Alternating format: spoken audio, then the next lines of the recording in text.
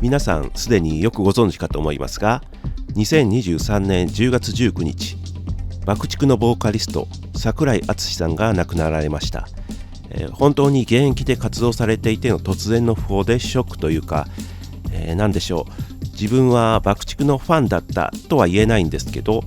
80年代後半のバンドブームに乗ってバンドを始めた時、非常に身近に感じていて思い入れは結構あり、訃報を聞いてから改めてその存在の大きさに気づきました。今回は自分が爆竹をどう聴いていたのか、その思い出を中心に喋っていきたいと思います。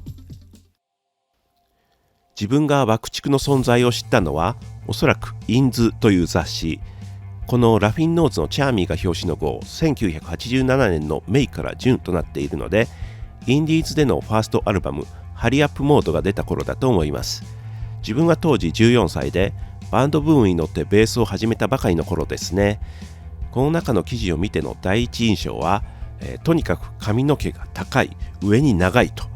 あまりに見た目が奇抜で変なやつらが出てきたなという印象でした。あと宝島だったかフールズメイトだったか、所属していた太陽レコードというインディーズレベルの広告が載っていて、それがラフな手書きの広告でやたら印象に残っています。実際の音を初めて聞いたのはメジャーデビューアルバムセクシャルがリリースされてからで、テレビで PV を見たんですが、見た目に反してあまりにポップな曲で意外でした。で、一緒にバンドをやる友達がこのアルバムを借りて聞いたんですけど、やはりすごくポップな内容で、一言で言えばボーイフォロワーという印象だけど、ボーイよりふわっとして軽い感じで、当時は正直あまり良いとは思えなかったです。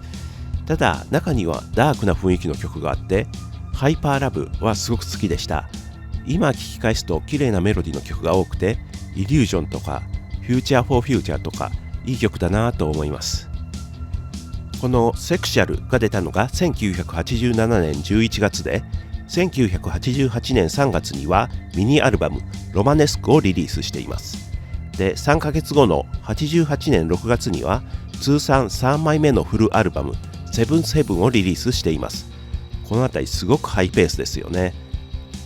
爆竹に関しては一緒にバンドを組んでいたボーカルのやつがアルバムを買っていて、それを聴かせてもらってたんですけど、セブンセブンの後ぐらいの時期に自分たちのバンドが形になってきて、最初はボーイのコピーをやっていたんですけど、爆竹をやろうという話になったんですよね。それで自分は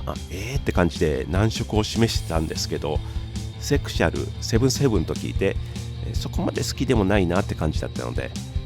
でも何曲か好きな曲はあって、なのでハイパーラブをやるならやってもいいとか言ったような気がしないでもないですね。もうちょっと忘れましたけどね。それで爆竹のコピーバンドをやることになったんですね。で、初のライブは岡山市の文化センター、今の天神山プラザですかね。そこを仲間内の高校生バンドとかと一緒に借りて、もう35年くらい前なんで記憶も曖昧なんですけど、とりあえず全員髪をダイエースプレーで立てて飛び跳ねながら演奏したっていうのはなんとなく覚えてます。演奏とかぐちゃぐちゃだったんでしょうね。そうこうしているうちに爆竹は1988年10月、メジャーでの初のシングル Just One More Kiss をリリース。明けて1989年1月にアルバムタブーがリリースされます。このアルバムに関しては以前に動画にしているので、詳しくはそちらを見てください。これを聞いて自分の爆竹への評価は爆上がりになって、一気に好きなバンドになりましたね。で、自分たちのバンドはこの頃ラフィンノーズのコピーバンドになっていたんですけど、その後もう一度爆竹のコピーをやった記憶があります。で、このタブーの時のツアー、倉敷市民会館にバンドメンバーとかと連れ立って見に行ったんですよね。これが1989年4月16日で、それがその数日後4月21日に今井さんが LSD の所持で逮捕されるんですけど、これ今回調べてみて、こんな直後のことだっけってなりました。そこから謹慎期間を経て89年12月にライブで復活。これももっと長かった気がしてましたけど、今思うと結構短い期間で復活してますね。それでこの活動休止以降、ずっと今年に至るまでメンバーチェンジもなく活動を続けてきたというのが本当にすごいことですよね。で、明けて1990年1月にシングル悪の花、2月にアルバムの悪の花をリリースします。この曲の PV がまあかっこよかったですよね。このジャケットも含めモノクロ、黒のイメージ、よりゴシックなイメージを前面に出しています。アルバムを全体にダークでクールな印象で統一されていて、活動休止を経て一皮むけたと感じさせる作品になっています。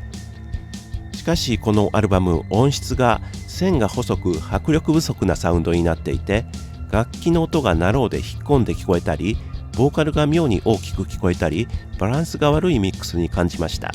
そういう意見がやっぱり多かったんでしょうかね。2015年にブラッシュアップする方向でリミックス版をリリースしています。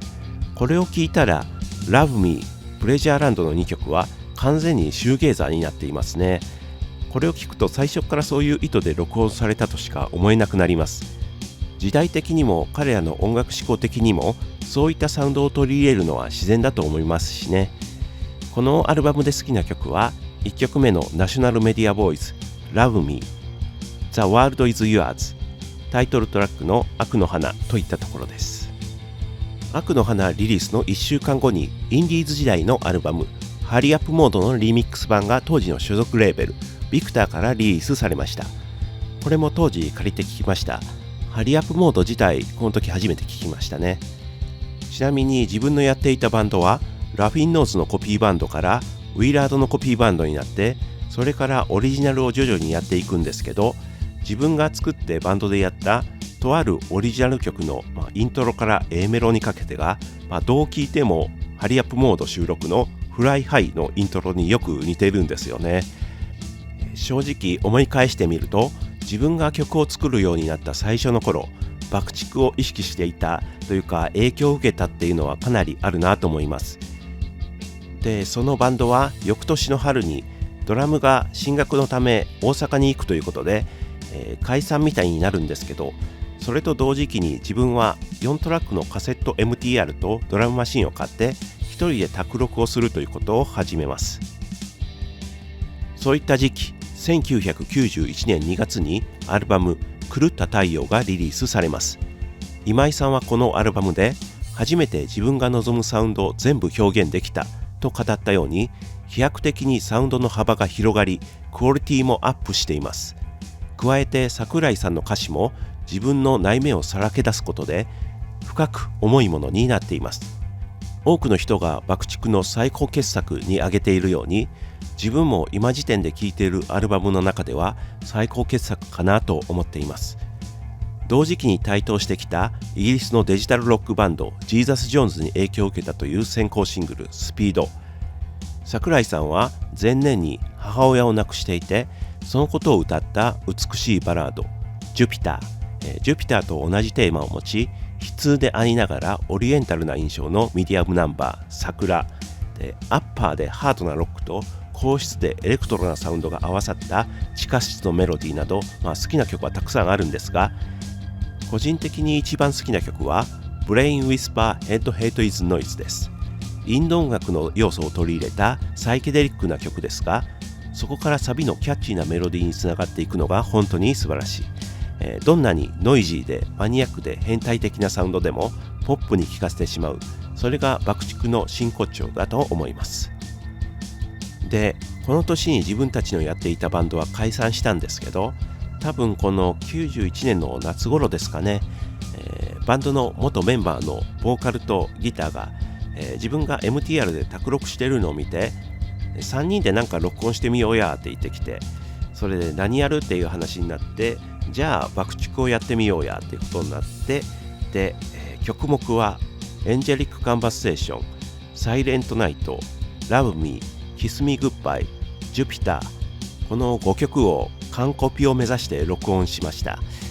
特にどこかに発表するとかそういうのではなく、純粋に自分たちの楽しみで録音したんですよね。それが個人的にはめちゃめちゃ楽しかったんですよ。安い機材で撮ってるから似せるには無理はあるんですけど、その音源今聞いても頑張ってるなという感じで微笑ましくていい思い出ですね。で、その91年の秋頃にこういう雑誌が出まして、ピアミュージックコンプレックスの爆竹責任編集。これにメンバーそれぞれ影響を受けたアルバム、1人それぞれ30枚ずつぐらい載っていて、それがですね、もう自分の聴いているものとめちゃめちゃ被ってるじゃんって。ドラムの八神徹さんだけはちょっと世代が違うからか、70年代のハードロックとかが入ってきたりするんですが、他の4人はイギリスのニューウェーブ、ポストパンクがかなりの割合を占めていて、中でもバウハウスをはじめとするゴシックロック系が多かったように記憶しています。さらに今井さんは YMO から音楽に興味を持ったそうで、 YMO で音楽好きになって、そこからイギリスのニューウェーブ、特にゴスに行くっていうのは自分と全く一緒じゃんとか思って、そこからはもう親近感しかないんですよね。この91年頃まで爆竹って自分の中でかなりでかい存在でした。それが92年、93年以降かな、爆竹をほとんど聴かなくなってしまうんですね。それは93年のアルバムダーカーザンダークネスがピンとこなかったというのと、92年にブランキー・ジェット・シティのバンが出てから、そこからブランキーにはまってシンプルでストレートなロック、さらにそれまで避けていた60年代70年代のロックを聴くようになり、そうすると爆竹のようなエレクトロニクスを多用したり、レイヤーを何重にも重ねる時代の先端を行くようなサウンドから気持ちが離れていってしまったんですね。それで一応95年の69までは聞いたのかな。でも当時は良さが分からなかった。それっきり爆竹はちゃんと聞いてなかったんですね。それが今回桜井さんの訃報を受け、爆竹をサブスクで聴き始めたんです。そしたら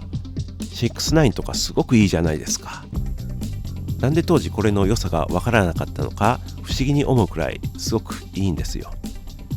次のコスモスもいいし、打ち込みを多用したセクシーストリームライナーも良かったし、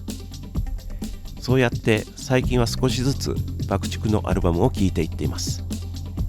で、聴いているといいなって思うのと同時に、自分はなんでこれをリアルタイムで追わなかったんだという後悔と、桜井さんもういないんだなという現実に悲しみがぶわっときちゃうんですよね。本当はこの動画作るかどうかも迷ったんですけど、もうここ2週間ほど桜井さん、爆竹のことしか考えられない感じになっちゃって、本当ファンの方からしたら何言ってんだって感じかもしれませんが、自分で思っていた以上に、桜井さん爆竹っていうのがでかい存在だったっていうのが分かって、その思いの丈を喋らせてもらいました。はい、ご視聴ありがとうございました。